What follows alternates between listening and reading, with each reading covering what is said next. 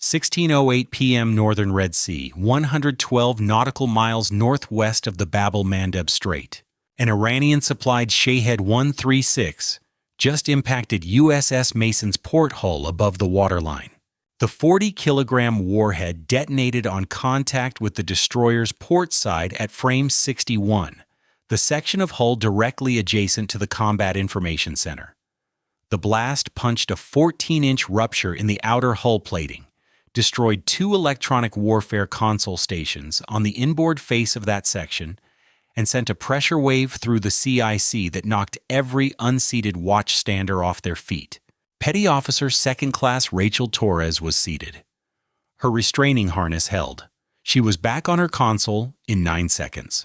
4 of her colleagues were not back on their consoles for considerably longer. None of them died.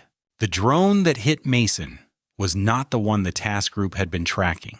It was not in the original contact picture at all. It had approached from a bearing 47 degrees north of the main formation, flying low, slow, and directly into the radar shadow created by the task group's own electronic emissions during a high-intensity engagement sequence against an inbound salvo from the south.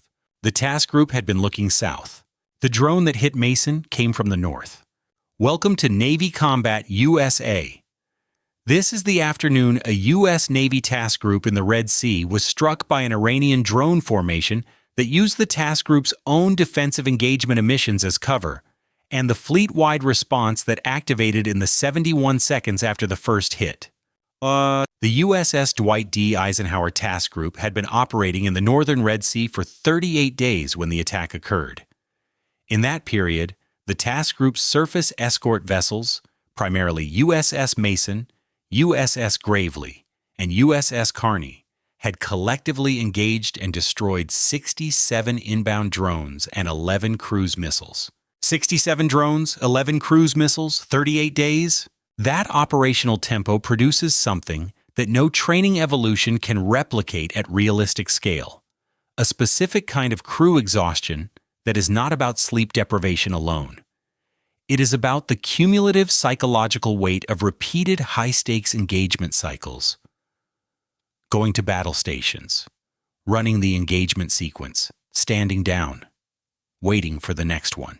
After 38 days, the waiting is the hardest part.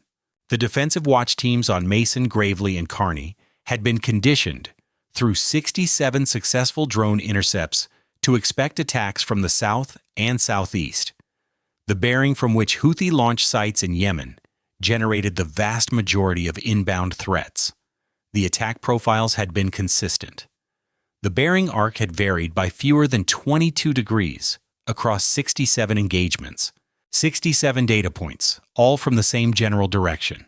The attack planning on the Iranian side had been studying those 67 data points for 38 days. The attack at 16:08 p.m. was built from that study. The Southern Contact Group was detected at 16:01 p.m. by USS Gravely's AN/SPY-1D radar at a range of 88 nautical miles. 19 contacts. Standard approach bearing, south-southeast, 162 degrees, moving at 130 knots. 19 contacts was larger than any single salvo the task group had faced in the previous 38 days. The previous largest salvo was 14 contacts, engaged and destroyed 12 days earlier. 19 triggered an immediate full battle stations call across the task group. All 3 escort destroyers went to full engagement readiness. The carrier Eisenhower pulled its air wing to alert status. The task group's defensive posture oriented south. The combat information centers on Mason, Gravely, and Carney began assigning intercept solutions. The SM-2 engagement sequence started at 87 nautical miles. The lead contacts engaged first, sequentially, as the SM-2 fire control managed the salvo. 14 kills in the outer engagement zone between 87 and 44 nautical miles. 5 contacts remaining.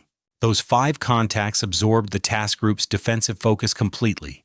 Every electronic emission, every radar system, every fire control solution was oriented south, tracking the 5 surviving contacts as they closed through 40 nautical miles, 35 nautical miles, 30 nautical miles.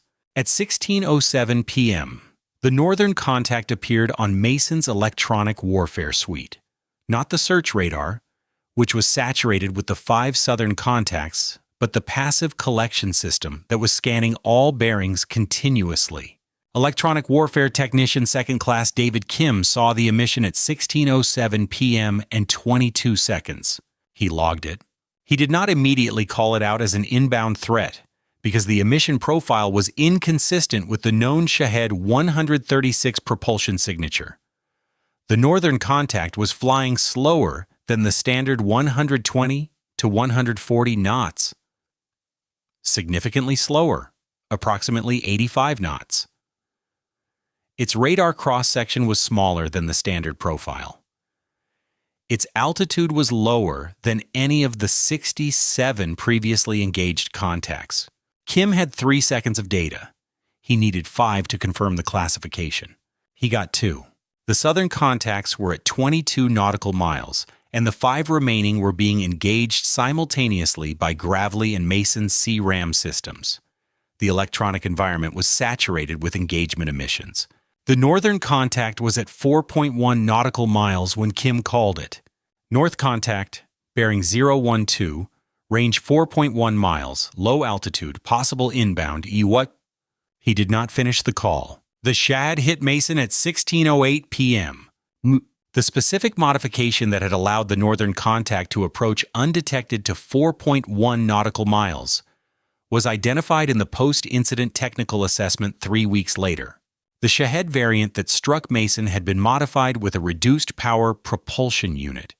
Approximately 40% of the standard Shahed 136's engine output, which reduced its speed to 85 knots, but also reduced its infrared signature, acoustic signature, and radar cross-section by margins, that placed all 3 below the thresholds used to trigger automated alerts on the task group's radar systems. Slower, quieter, smaller. The modification traded speed for survivability. A drone flying at 85 knots instead of 130 takes significantly longer to reach its target. But if it reaches its target undetected, the speed penalty is irrelevant. The mission was not to be fast. The mission was to arrive while the task group was looking somewhere else. The southern salvo of 19 contacts had been the somewhere else, not an autonomous attack. A coordinated diversion operation, 19 standard Shahed 136 contacts flying on the approach, bearing that 38 days of attacks had conditioned the task group to expect, occupying every defensive system while the modified drone approached from the north at 85 knots.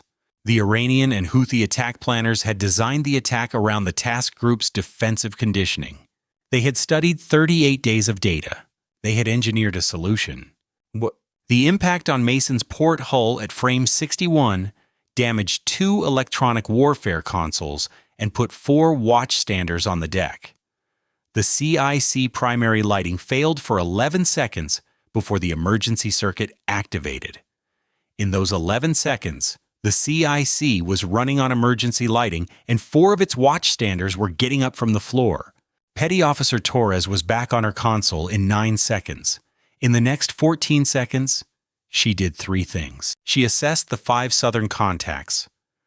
2 had been destroyed by Gravely's C-RAM during the period of the impact. 3 remained, at ranges between 18 and 11 nautical miles. She assessed Mason's own defensive systems. The Phalanx was still operational, tracking the 3 southern contacts. The C-RAM launcher had absorbed no damage from the impact.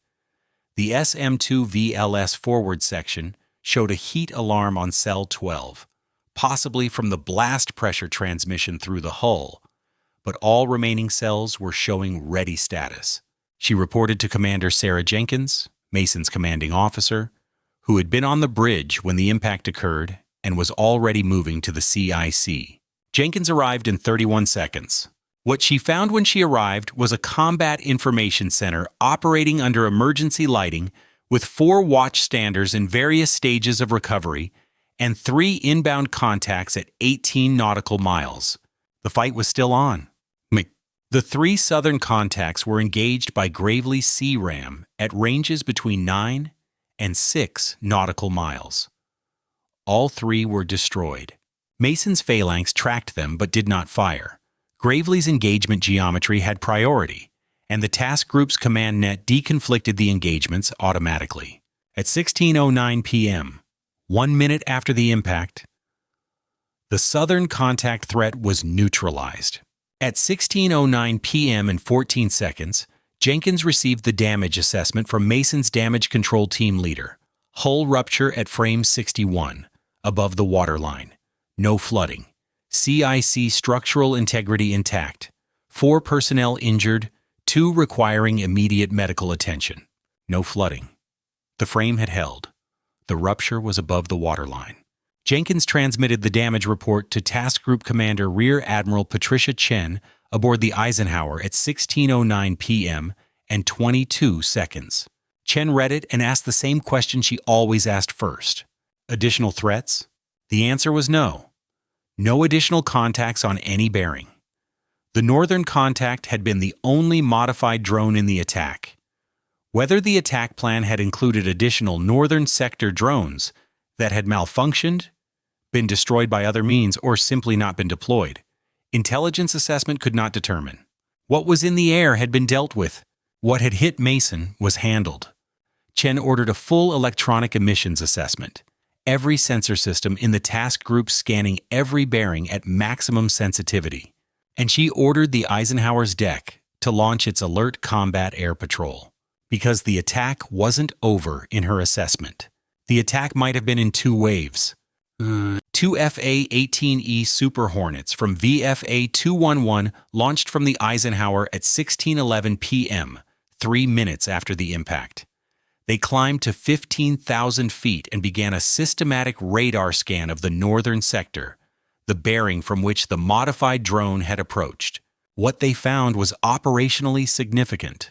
At approximately 160 nautical miles to the northeast, well outside the task group's organic radar coverage, the targeting pods on the lead Hornet detected what thermal imaging assessed as a vehicle heat signature consistent with a launcher vehicle on a coastal road on the Yemeni side of the Red Sea. Not Iranian coast, Yemeni coast. The vehicle had been positioned on an elevated coastal road that provided line of sight to the Red Sea approach corridor the task group was using. The heat signature indicated recent engine operation, a vehicle that had been running within the past 30 to 60 minutes. The timeline was consistent with a launch vehicle that had deployed the northern sector drone, conducted the launch, and was now moving. The pilot, Lieutenant Commander James Torres, transmitted the contact data to the Eisenhower's strike planning cell. The strike planning cell had a slammer solution ready in 4 minutes. The authorization request went to Rear Admiral Chen. Chen had the authority. She had the solution. She had a vehicle that had just participated in an attack on an American warship. She put the request to NavCent. The NavCent response came back in 8 minutes. 8 minutes is fast for a kinetic strike authorization in a complex political environment. The authorization was conditional. Strike was approved if the vehicle could be positively identified as a military asset, and if collateral damage assessment confirmed civilian risk below threshold.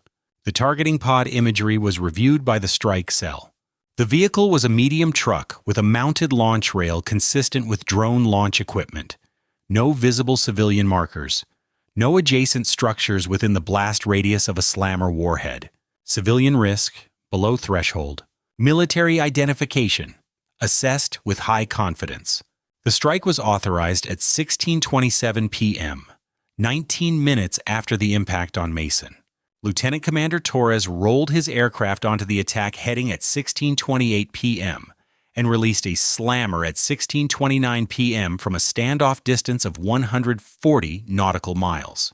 The slammer's man-in-the-loop guidance system fed targeting imagery to Torres's cockpit display in real time as the weapon closed on its target. At 16:42 p.m., 13 minutes after release, the weapon impacted. The vehicle was destroyed. The launch rail was destroyed. No secondary explosions. The vehicle did not have additional drone munitions aboard at the time of impact. Torres transmitted the engagement report to the Eisenhower at 16:43 p.m. Chen acknowledged. The 4 sailors injured in the Mason CYC impact were treated aboard ship.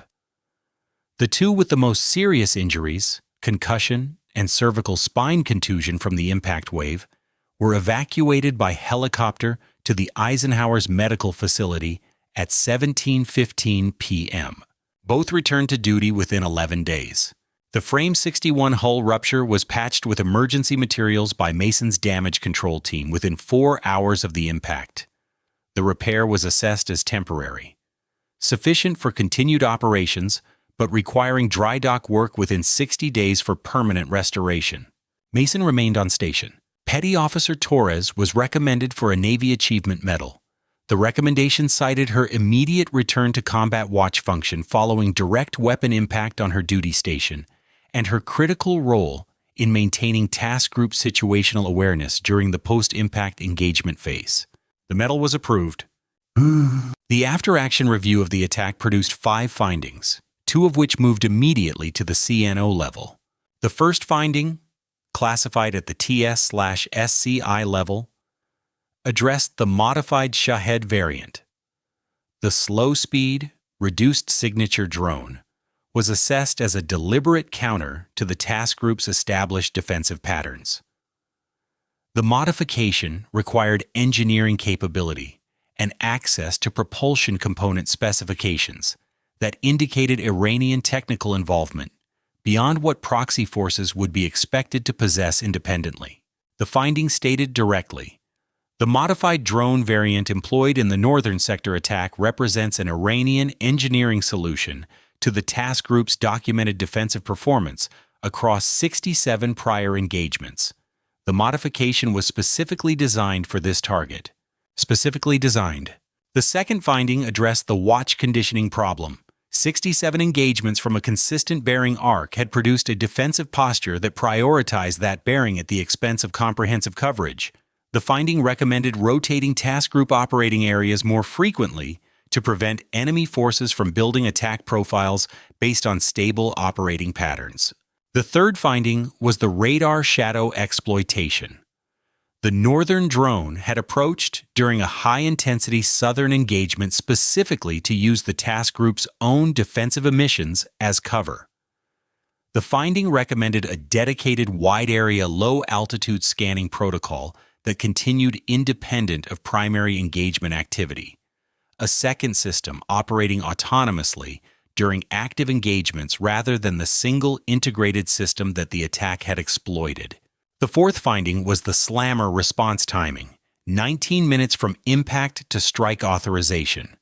The finding assessed this as at the upper boundary of operationally acceptable given the mobility of the target. Had the vehicle departed its position in the first 19 minutes after the drone launch, the strike would not have been possible. It had not departed, but 19 minutes was too long for a mobile target. The fifth finding was the most uncomfortable. The task group had been on station for 38 days. The after-action review noted that crew fatigue, specifically the cognitive load of sustained high-tempo engagement operations, had been a contributing factor in the 3-second detection gap that preceded the impact on Mason. Kim had needed 5 seconds to confirm the classification. He had 2. The review did not attribute the gap to individual failure. It attributed it to a systemic condition, sustained combat operations at a tempo that exceeded what the task group's rotation schedule had been designed to support. The rotation schedule was revised within 30 days. The Eisenhower Task Group completed its deployment and returned to Norfolk 31 days after the attack. USS Mason was directed to a maintenance period at Rota, Spain, where the Frame 61 hull section was repaired over a 22-day period. The modified Shahed variant, the slow, quiet, reduced signature drone that had approached from the north, was formally designated as a new threat category in the 5th Fleet and NavCent threat assessment databases. The designation generated a new set of detection protocols, a revised sensor fusion algorithm for the AN/SPY1D in high engagement environments, and a standing requirement for dedicated low-altitude sector scanning on all bearings during any engagement sequence involving 4 or more simultaneous contacts. None of those protocols existed before 16:08 p.m. on the day Mason was hit. They had not needed to exist, because in 67 previous engagements, the attack had always come from the south, until it didn't. The Red Sea has not gotten safer since that afternoon. The drone inventory in Yemen is replenished through Iranian logistics channels that satellite imagery tracks, and diplomatic pressure has not interrupted. The attack cadence against commercial and military shipping in the Strait and approach zones continues. And the next modified variant, built from the data collected on the day the slow drone reached Mason, is already in development. Stay vigilant, stay informed. I'll see you in the next one.